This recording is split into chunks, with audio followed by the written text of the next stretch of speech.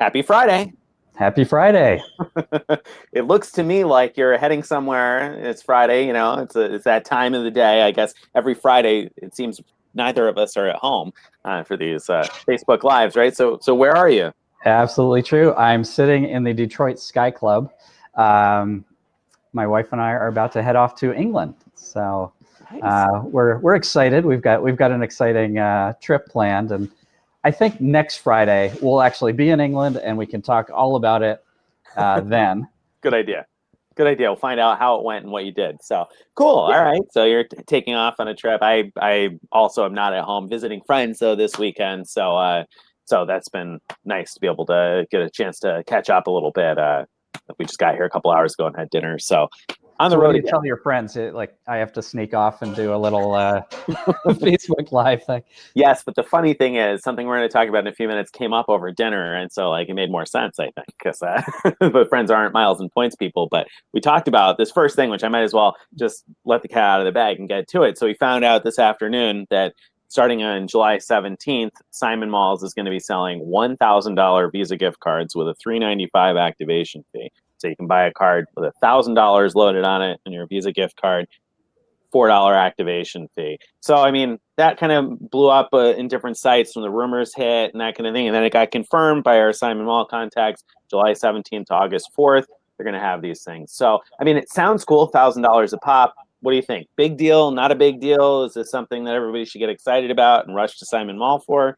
What are your thoughts? So at first I thought it was a really big deal because we haven't been able to buy gift cards in store with that low of a activation fee as a percentage of the total dollars ever, except during specials. And I guess this is a special, but still.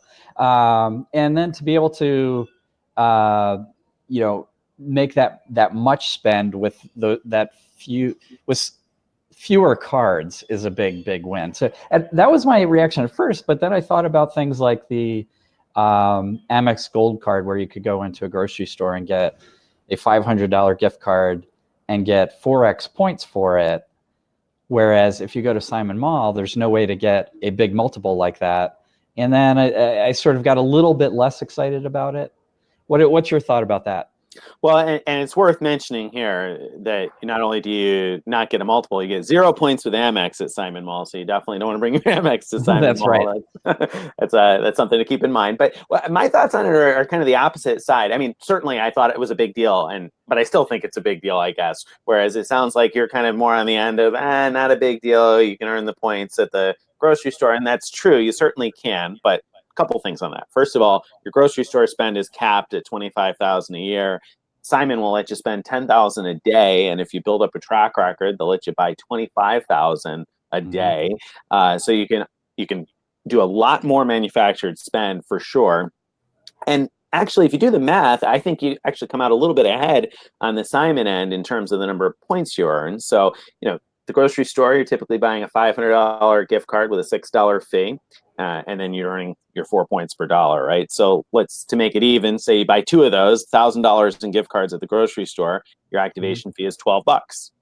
Now, if you're going to spend $12 in activation fees, you could alternatively go to Simon Mall on July 17th and buy just 3 gift cards, $3,000 worth of gift cards, pay the same $12 fee. And if you're using a card like the Freedom Unlimited that earns 1.5 points per dollar, you're earning 4,500 points. So more points for the same amount of activation fee. You're obviously buying more in gift cards. Yeah. Without a limit. Yeah, without a cap. And much easier to liquidate. Oh my goodness, you don't have to split tender. Anybody who's ever been to Walmart and had to split tender over 4 cards and then maybe hope that they can buy another money order too, like being able to buy them $1,000 at a pop, boom. I think that's a big deal. Yeah, actually, yeah. Sold already? You know what? I have a hard time arguing it's not a big deal. It is big, and we have never seen this before. I mean, I've heard rumors of $1,000 gift cards before, but I've never held one. So yeah. I'm looking forward to buying some if they're still in stock when I get home from my trip. Me too. I don't know if there's any Simon Malls in England, but there might be. They do have some overseas. I don't know whether or not they sell Visa gift cards. I ran across a couple in it was Japan, I guess, when we were in Japan in April. I saw one. I saw the sign and I was like, I recognize that logo. Sure enough, it's owned by Simon. But anyway, I didn't check to see if they had Visa gift cards. But But there's another reason I think it's a big deal too. And I'll say this because I passed one on the way here. I'm visiting friends that live not far from a Simon Mall. And at dinner tonight, that my friends told me that they're interested in going to Disney World next year, and they don't do miles and points. They don't travel by plane very much, but they said that they're hoping to be able to find a way to cover their flights. And they wanted to know if I would be able to suggest a credit card to cover their flights. And after figuring out what airlines fly from their airport, Southwest seemed like the logical option. And so then there's the matter of meeting the spend on a credit card. And I said, oh, well, you're going to open a new Southwest card. Pretty easy. Wait until after October because maybe they'll want to go after a companion pass, and then on January 2nd, head over to the mall here and buy yourself a couple of gift cards. Now, if they were to run this kind of promo again, 3 gift cards and you've hit the minimum spend. I mean, hello, talk about easy points, right?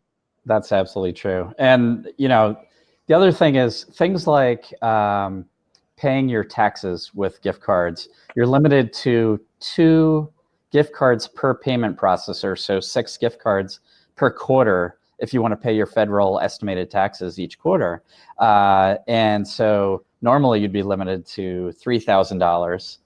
Now you can do $6,000 that way. So even for people who want to do it entirely from home, well, once they get home from Simon Mall, they could do that kind of thing. So you're right. And you don't have to drop the grocery store thing. I mean, by all means, go to the grocery store too and pick up your points there. That's great too. But I mean, even if you're using a 2% cash back card right now, it's going to cost you $4 to buy the gift card. Let's say it costs you another $1 to liquidate that. So it's going to cost you $5 and you're going to earn $20 in cash back. So it's a $15 profit on each card. I mean, right. That's on a 2% card. If you're earning anything more than that, I mean, yay for you. It's just more. So they're telling us this is temporary. Do you think this is? It could be that this is a promotion, intended to be a promotion to get people excited about going to Simon Mall, and they're hoping that people will keep coming back after it goes back to 500. But it feels to me like they might be testing out a more permanent solution. Like they might be saying, we'll call it a promotion so people won't be upset if we stop it. But maybe, am I just being hopeful? I mean, aren't we all hoping for that? It's like you get that kid in the candy store feeling again. And again, it's not going to replace other forms of MS. If you're doing MS, if you're into MS, this is like just another avenue, and it's a super easy one. I mean, I really hope that they're just dipping their toes in this pool and that they're going to want to come back for more. I don't see why not. And the thing is, I thought before they didn't want to sell the $1,000 gift cards for whatever liability reasons they have, whatever heat they might get in terms of attention on their financial transactions. I figured they got their reasons why they don't want to sell $1,000 cards. But now they're clearly showing a willingness to do it. So if they're willing to do it, and if they're able to earn a profit off of doing it, I mean, why not? Why wouldn't they? It's obviously what the customers are demanding. I hope it'll come back. I have no way of knowing, but I would hope that they're just dipping their toes in the pool and that they're going to like the way it's received. I have to imagine they're going to do a swift business on this. Yeah. So I think we should remind people that the Simon Mall stores are very friendly to MSers. They have a form that you have to fill out if you're doing over, I think, $2,000, something like that. And the form actually has a checkbox where you say, the reason for the purchase is MS. And they don't have it there to catch you. It's there so they know that you're doing something that they sanction. They want to know that you're doing that because then they know you're not doing something illegal with the cards. They know you're not money laundering or whatever. Or at least you've told them the truth, and they're all for that. But the other thing I do want to remind people is that they also like people to call ahead if you're doing a big order. So if you are going to be doing 10,000 or more at a time, or anywhere in that range, call ahead and they can have the gift cards ready for you. And it just works easier with their schedule, because I have a feeling they're going to get slammed pretty hard with a lot of people showing up at the mall. It'll be busy for a couple of weeks. Probably already there right now, but maybe tomorrow and going forward. Well, and it starts on the 17th, so it starts on, I guess that's probably Wednesday. Oh, right. It doesn't start yet. So so I mean, they still may be busy, but starting on Wednesday anyway, you'll be able to do this. And totally true. And I recently, I don't live near a Simon Mall, so I don't go to Simon Malls often to do MS because they're far away from where I live. But I happened to buy one a couple of weeks ago. I was just on a road trip and I pulled up the map to look for a Starbucks or something, and I was like, oh, Premium Outlets, let's go try that place and see. And so sure enough, it was a Simon Mall, and I walked in, and we bought $10,000 in gift cards, and they couldn't have been friendlier about it. Place that hadn't seen me before, super friendly, and we asked some questions about their hours and the weekend and that sort of thing. And the lady there told me, if you want to come back sometime, just give us a call in advance and we'll get everything set up, just like Greg said. We'll get it all set up. She said we can have it all on the computer with a hold on it, so it'd be much faster for you to just swipe and go when you come in. So I know we've been telling people that, but then I experienced it face to face. That's exactly what they want, and they were super welcoming about it. So no fear in doing that. It's just going to save you time. Right. That's awesome. Yeah. So I think that's the exciting news of the week for sure. But that said, that's being the news of the week. I think the new find of the week that really excited me was your find with these United 5K flights. So tell us more about how I can find United 5K flights, these flights that cost 5K miles, and why I should care, why I should be looking for these. Okay, sure. So as many viewers probably already know, we're doing this 40K to Faraway challenge where our goal is each to use our particular currency to go as far as we can with 40K miles. I have Chase Ultimate Rewards points, which transfer to United Mileage Plus, among other programs. But United is really the only program that I have that you guys don't. You've got City points. Stephen has Amex points. I have Chase, so I can transfer to United, and so I've been trying hard to figure out, which most people wouldn't think is a huge advantage necessarily, right? And in many ways it's not, except for this excursionist perk thing, which you wrote a great post about a year ago or so, detailing how hackable it is, for lack of a better word, right? Yeah. I mean, you can literally go further for less miles by using the excursionist perk creatively. And so let's back up a second. So what the excursionist perk is intended to be is you book a round trip award with United, and you can add in between your outbound flight and your return flight, you can add another segment for free to your journey, as long as that segment is not in your starting and ending region. So a typical example, would you fly outbound to Europe, you use excursionist perk to fly maybe across Europe, and you return from wherever you flew to as your final leg, and it was that middle section flying across Europe that'd be free, and that's how it was intended to be used. But as you found, as Drew at Travel is Free found, a number of other blogs found different twists on this. There are a lot of ways to do this not as intended. and when I wrote about it last year, it wasn't as good. I mean, I was pretty excited about it at the time, and it wasn't nearly as good as it is now with your find with these 5K flights. Yeah.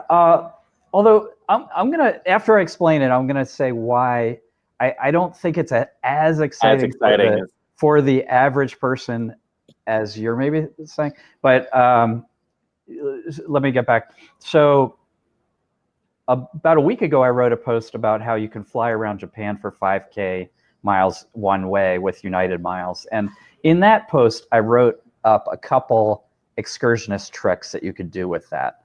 So if you can fly one way in Japan, and then you can book another one way, let's say in Europe or across the US or across Africa, for free, as long as you add on a final one-way leg in Japan. So for 10K total points, you're getting a one-way flight in Japan, and a free one-way flight across a whole big region, and then finally another one-way flight in Japan, which you may or may not even ever fly.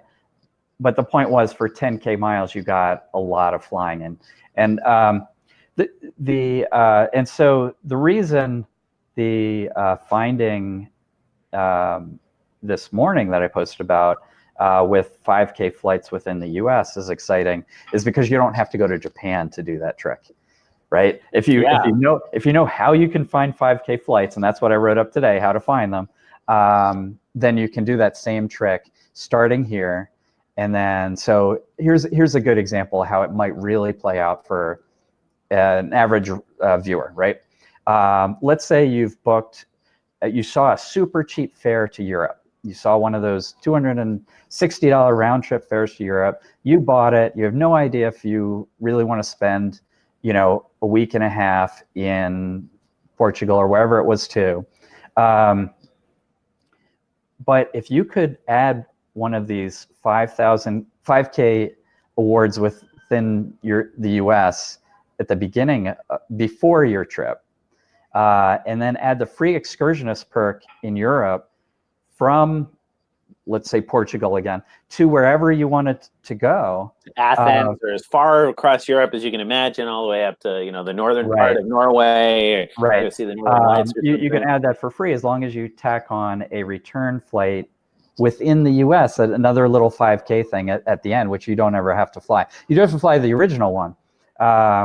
So the problem with what I just said is you had bought a round trip flight into Portugal and you just flew way the heck away from Portugal when you got there. Somehow you have to get back to finish your round trip if you bought it that way. So the other trick you could do is start 2 of these round trip awards from the US. So for example, let's say you live in the LA area. LA to Vegas is a short flight. It's almost always available at the 5K level. So you could fly to Vegas at the beginning of one round trip award, return home at the beginning of your second round trip award, and that two separate tickets, two totally separate award tickets completely. This isn't going to work if you book one single round trip.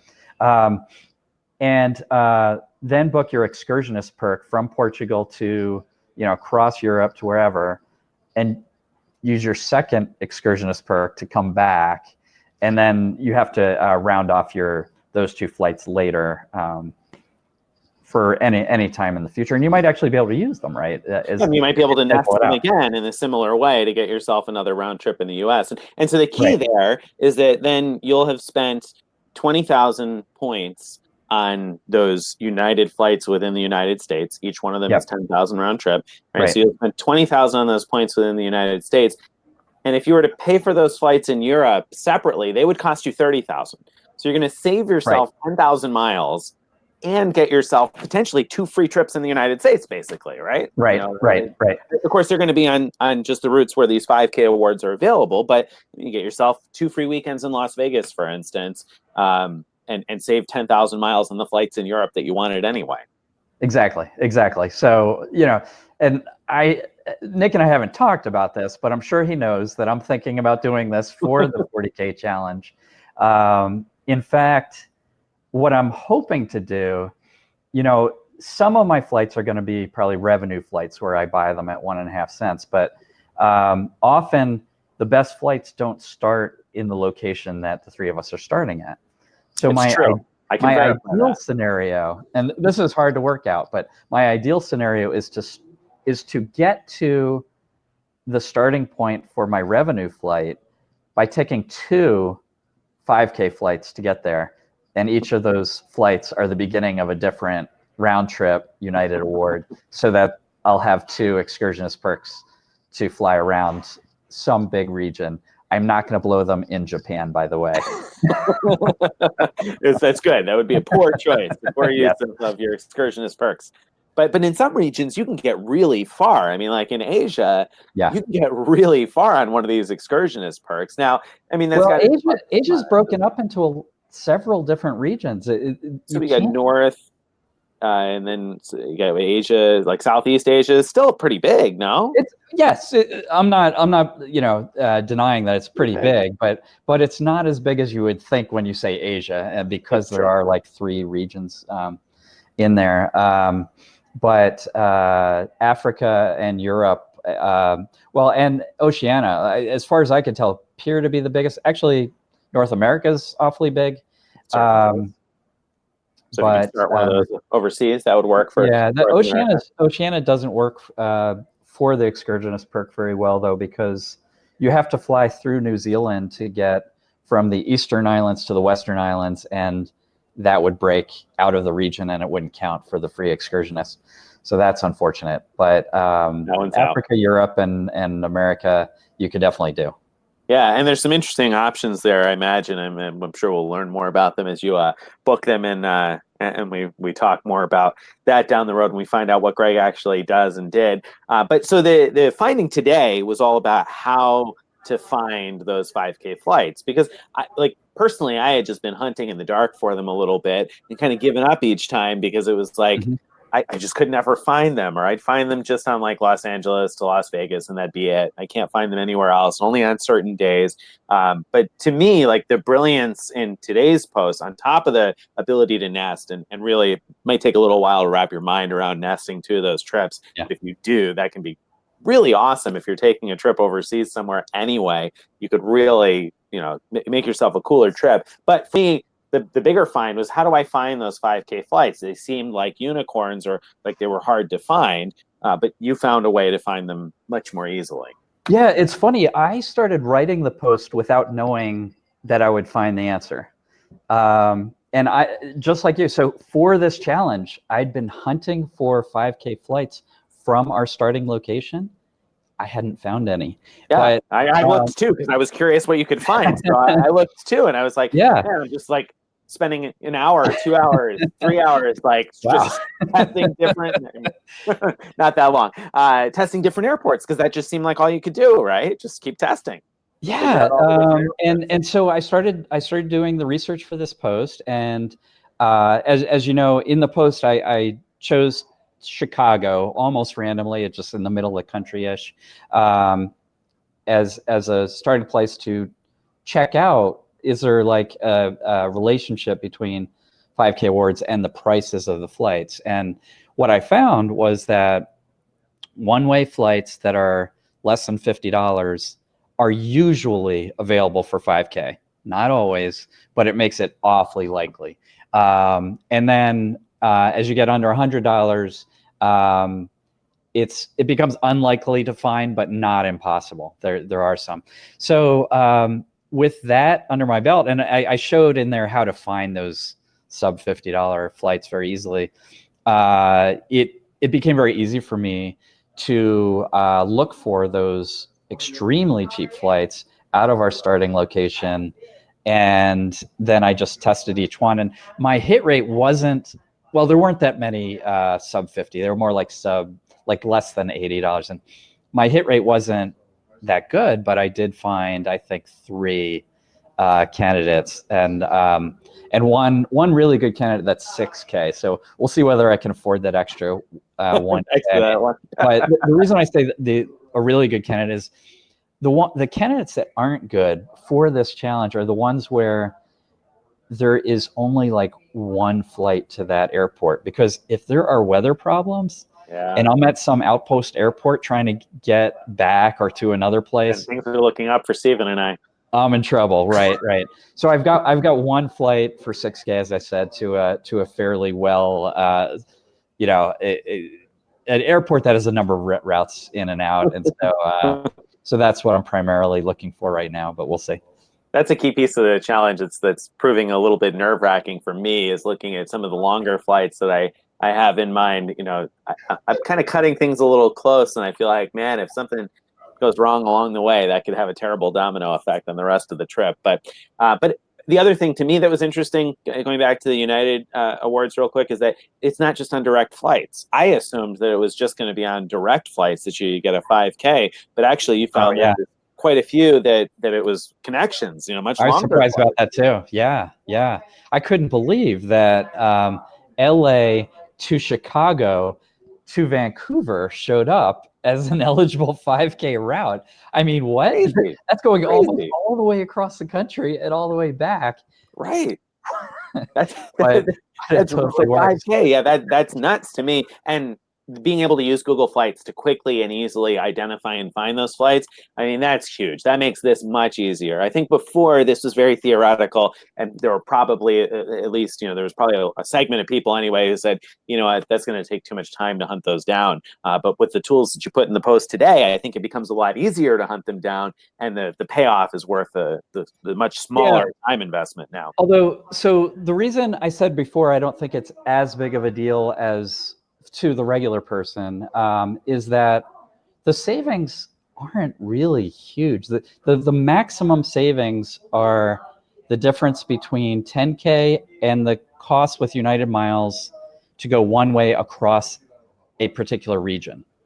So, for example, if you did this, don't do this, but if you did this starting in Japan to get the 5K flights, and you then used your excursionist perk to fly across the United States, you just paid 10K. That's assuming you don't need the flights in Japan, by the way, but you just paid 10K for a flight that's 12.5K. So you did a lot of work to save 2.5K, which is very low. Yeah. Now, in other scenarios, it does get more. I think you could get up to 20K one way, maybe. I think so, yeah. Something like that. So maybe more. Maybe it could be as high as 25K. I'm not sure. Yeah, I thought 25. But looking at it, so I mean, so you could save it. I feel like it would be a fairly significant chunk. And then, sure. like when I used the excursionist perk in my case, it was because I was using United Mileage Plus miles to fly a one way to Africa. So I was already using the miles to fly one way to Africa, and I needed a flight within Africa. And I realized that if I booked another one way in the United States later on to make it a round trip flight to end my travel in the same region, that I would save miles on a flight I was going to pay for anyway within Africa. And at the time, the cheapest flights within the United States were 10 or 12,500 miles. So I paid 12,500 miles for a flight. Now I could pay 5,000. And I mean, I would have easily saved 10 or 11,000 on a flight I was going to book. Right. Either way. So no. Right. So yeah. So 5K makes it even better. Deal. Yeah. Absolutely. But what I really want to find is a way to get cheap business class fares to start these things. You don't have to end them with business class, right? So I can't think of any region that has cheap business class fares. Now, the old United award chart, before they stopped publishing it, claimed that you can book intra-Hawaii flights for, I want to say 9K business class. And then around Japan, I think was something like 12K. I'm not sure I have the numbers right, but they were very cheap on their award chart. And those would be amazing, because then if you started with one of those, ended with a 5K economy, you could fly business class across a region. And business class, I don't know how high it goes, but it goes very high as far as much higher to do that. So the savings would be extreme. Problem is, neither Hawaii nor Intra-Japan seem to actually release any award flights with business class seats. So even though they had this pricing on the award chart, it's, as far as I could tell, not something that's actually bookable in either case.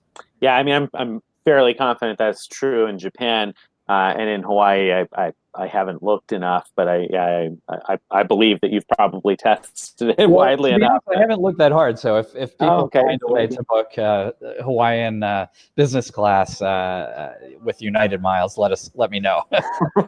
No, don't let him know. Let him let me know. Leave him on for it. He's already got the ultimate rewards. He's got the advantage from the beginning because he can use his points for 1.5 cents each. So he's got the advantage right from the get-go. Don't help him